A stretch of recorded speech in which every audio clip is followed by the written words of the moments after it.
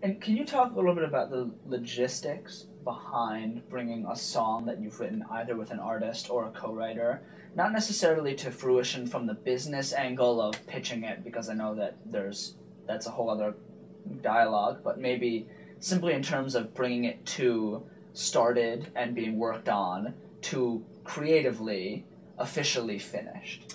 Right, and this is the classic question, right? When is a song finished? And some people would tell you a song's never finished. I mean, there's definitely that sense that there's definitely a sense that a song can constantly be tweaked and constantly be refined.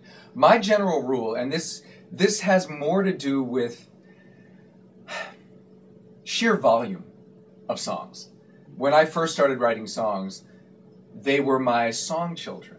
And you don't ever want to put your children out in the world without making sure that you've, adjusted their outfits just right, and that their shoes are tied, and that everything is exactly right. And once you've had 700 children, mostly your job is just to make sure they've got pants on and get them out the door. And it's a very similar thing on some level with songwriting. In other words, these days, you have an innate sense after you've written a lot of songs, okay, we've said what we've wanted to say, we've said it in the most concise possible way, thank you very next.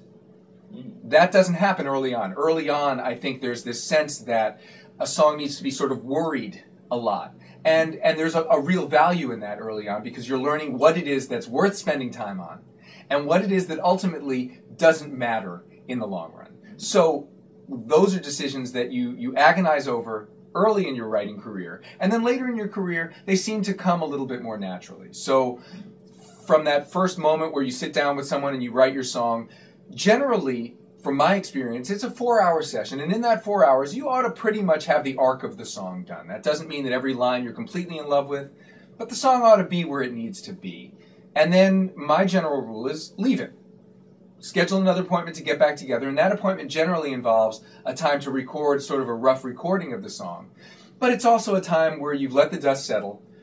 When you look at the lyric again fresh, it's amazing what your subconscious does in terms of letting you know what works and what doesn't. And you also come to the session as more of a listener than a writer. In other words, it could be 2 weeks since you wrote the song. And you sit back down with the song 2 weeks later, and you're hearing it with fresh ears. You're hearing it almost like an audience member or a radio listener would hear the song. It's amazing how quickly, at that point, inconsistencies or things that don't quite work come to light.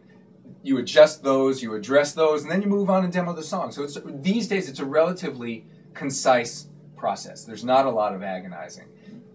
I don't have a lot of emotional space for agonizing over songs anymore. I think that it's extremely valuable early on, and then, look, I mean, at the end of the day, this is songwriting. It's not air conditioner repair school.